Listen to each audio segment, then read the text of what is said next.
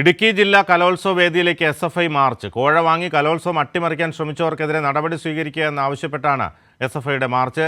ജോസിലുണ്ട് വിശദാംശങ്ങളുമായി. ജോസിൽ, മാർച്ച് സംബന്ധിച്ചുള്ള കൂടുതൽ വിശദാംശങ്ങൾ എന്തൊക്കെയാണ്?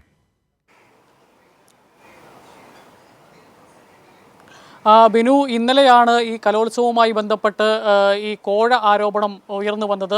പ്രധാനമായും 3 ഓഡിയോ സന്ദേശങ്ങളും വാട്സാപ്പ് ചാറ്റുകളുടെ ഗ്രൂപ്പ് ചാറ്റുകളുടെ സ്ക്രീൻഷോട്ടുകളുമാണ് പുറത്തു വന്നത്. ആ ചാറ്റുകളിലും ഈ ഓഡിയോ സന്ദേശങ്ങളിലുമെല്ലാം വലിയ കോഴയാണ് വെളിവായത്. ഇതിലാണ് ശക്തമായ പ്രതിഷേധവുമായി SFI ഇന്ന് രംഗത്ത് വന്നിരിക്കുന്നത്. കലോത്സവ വേദിയിലേക്ക് SFIയുടെ നേതൃത്വത്തിൽ മാർച്ച് സംഘടിപ്പിച്ചു. SFIയുടെ ജില്ലാ പ്രസിഡന്റ് ശരത് പ്രസാദാണ് ഈ മാർച്ച് ഉദ്ഘാടനം ചെയ്തത്. പ്രധാനമായും SFI ഉയർത്തുന്ന മുദ്രാവാക്യങ്ങൾ കോഴ വാങ്ങി കലോത്സവം അട്ടിമറിക്കാൻ ശ്രമിച്ചവർക്കെതിരെ നടപടി സ്വീകരിക്കുക, കുറ്റക്കാരെ സംരക്ഷിക്കാൻ ശ്രമിക്കുന്നവർക്കെതിരെ അന്വേഷണം നടത്തുക, കലോത്സവത്തിന് സുതാര്യത ഉറപ്പുവരുത്തുക, അവസരം നഷ്ടപ്പെട്ട വിദ്യാർത്ഥികൾക്ക് അവസരം ഉറപ്പുവരുത്തുക തുടങ്ങിയ ആവശ്യങ്ങൾ ഉന്നയിച്ചുകൊണ്ടാണ് ഈ മാർച്ച് സംഘടിപ്പിച്ചത്. ഈ കലോത്സവം നടന്നുകൊണ്ടിരിക്കുന്ന ഒരു അവസ്ഥയായതുകൊണ്ട് തന്നെ കലോത്സവം അലങ്കോലപ്പെടുത്തുന്ന രീതിയിലേക്ക് ഒന്നും SFI പോയിട്ടില്ല. വളരെ സമാധാനപരമായി തങ്ങളുടെ പ്രതിഷേധം, SFIയുടെ പ്രതിഷേധം അധികാരികളെ അറിയിക്കുന്ന രീതിയിലുള്ള സമാധാനപരമായ ഒരു പ്രതിഷേധ പരിപാടിയാണ് SFI സംഘടിപ്പിച്ചിരിക്കുന്നത്. SFI കൃത്യമായിട്ടും ഉന്നയിക്കുന്നത് വളരെ ആർജവമുള്ളതും കൃത്യവുമായിട്ടുള്ള ഒരു മുദ്രാവാക്യമാണെന്നുള്ള കാര്യത്തിൽ ഉറപ്പുണ്ട്. കാരണം അത്രയ്ക്ക് ഗുരുതരമായ ആരോപണമാണ് ഇന്നലെ ഉയർന്നു വന്നത്. ഇത്തരത്തിൽ കോഴ തങ്ങൾ പറയുന്നത് അനുസരിക്കുന്ന ആളുകളെ മാത്രം ഇവിടെ ജഡ്ജിമാരായി നിയമിച്ചാൽ മതിയെന്ന് കട്ടപ്പനയിലുള്ള കുമാർ എന്ന് പറയുന്ന നൃത്താധ്യാപകൻ ജഡ്ജിമാരുടെ പാനലിലുള്ള ആളുകളെ വിളിച്ച് ഉപദേശം കൊടുക്കുന്ന ഒരു ശബ്ദ സന്ദേശമാണ് പ്രധാനമായിട്ടും പുറത്തു വന്നത്. അതോടൊപ്പം തന്നെ ഈ ഒരു ജഡ്ജായി മറ്റൊരു ജില്ലയിൽ നിന്ന് ഇടുക്കിയിലേക്ക് വന്ന ഒരു നൃത്താധ്യാപിക, ഒരു ജഡ്ജായിട്ട് എത്തുന്നയാൾ, അവർ ഒരു സുഹൃത്തിനയച്ച ശബ്ദ സന്ദേശം. അതിൽ പറയുന്നു, ഞാനിവിടെ ജെനുവിൻ ജഡ്ജ്മെൻറ്റിനാണ് വരുന്നത്, എന്നാൽ ഇവിടെ എന്നെ പലരും ആളുകൾ വിളിക്കുന്നു, എന്നെ ഒരു വാട്സാപ്പ് ഗ്രൂപ്പിൽ ആഡ് ചെയ്തിട്ടുണ്ട്, അതിൽ എന്നെ സ്വാധീനിക്കാൻ ശ്രമിക്കുന്നു, എന്നെ ഭീഷണിപ്പെടുത്താൻ ശ്രമിക്കുന്നു.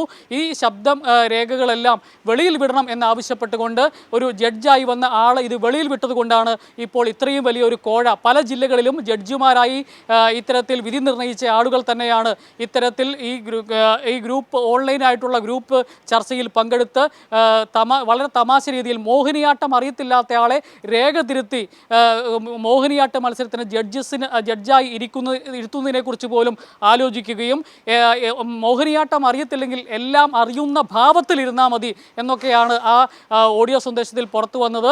അതിന് വേണമെങ്കിൽ ഞാനിവിടെ നൃത്താധ്യാപകൻ പറയുന്നു, കട്ടപ്പനയുള്ള നൃത്താധ്യാപകൻ പറയുന്നത് വേണമെങ്കിൽ ഞാനൊരു വടയൊക്കെ ഫിറ്റ് ചെയ്ത് വിടാം, അതനുസരിച്ച് എല്ലാം അറിയാവുന്ന ഭാവത്തിലിരുന്നാൽ മതി എന്നൊക്കെ പറയുന്ന ഒരു ഓഡിയോ സന്ദേശങ്ങളാണ് പുറത്തു വന്നത്. ഇതിൻ്റെ അടിസ്ഥാനത്തിൽ 11 നൃത്ത ഇനങ്ങളാണ് ഇന്നലെ 30-ാം തീയതിയിലേക്ക് മാറ്റിവെച്ചിരിക്കുന്നത്. ഈ 30-ാം തീയതിയിലേക്ക് മാറ്റിവെക്കുമ്പോൾ ഒരു പ്രധാന പ്രശ്നം എന്ന് പറഞ്ഞ് ഈ 30-ാം തീയതി മത്സരത്തിൽ പങ്കെടുക്കാൻ പറ്റാത്ത ധാരാളം വിദ്യാർത്ഥികൾ ഉണ്ട് എന്നുള്ളത് ഞാൻ ഇന്നലെ തന്നെ അതിൽ സൂചിപ്പിച്ചിരുന്നു.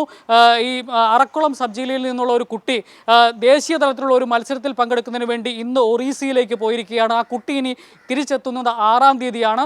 അപ്പോൾ ആ കുട്ടികൾക്ക് അങ്ങനെ നിരവധി മത്സരങ്ങളിൽ നല്ല മാസങ്ങളോളം വർഷങ്ങളോളം പ്രാക്ടീസ് നടത്തി മത്സരവേദിയിലേക്ക് എത്തിയ പല കുട്ടികൾക്കും അവസരം നഷ്ടപ്പെടുന്ന ഒരു രീതിയിലേക്ക് ഇപ്പോൾ ഈ കലോത്സവത്തിൻ്റെ പെട്ടെന്നുള്ള മാറ്റം ഇടയാക്കിയിട്ടുണ്ട്. അതുകൊണ്ട് തന്നെയാണ് SFI ഇത്തരത്തിലൊരു മുദ്രാവാക്യം കൂടി ഉയർത്തുന്നത്. അവസരം നഷ്ടപ്പെട്ട വിദ്യാർത്ഥികൾക്ക് അവസരം ഉറപ്പുവരുത്തണമെന്നുള്ളത് SFI ഒരു പ്രധാന മുദ്രാവാക്യമായിട്ട് മുമ്പോട്ട് വെക്കുന്നു. അതോടൊപ്പം തന്നെ ഈ കോഴ വാങ്ങി കലോത്സവം അട്ടിമറിക്കാൻ ശ്രമിച്ചവർക്കെതിരെ നടപടി സ്വീകരിക്കണമെന്നും SFI ആവശ്യപ്പെടുന്നു. അതുപോലെ തന്നെ കുറ്റക്കാരെ, ഇത് KPSTA എന്ന് പറയുന്ന കോൺഗ്രസ് അനുകൂല സംഘടനയ്ക്കാണ്, അധ്യാപക സംഘടനയ്ക്കാണ് ഈ പ്രോഗ്രാം കമ്മിറ്റിയുടെ ചുമതല.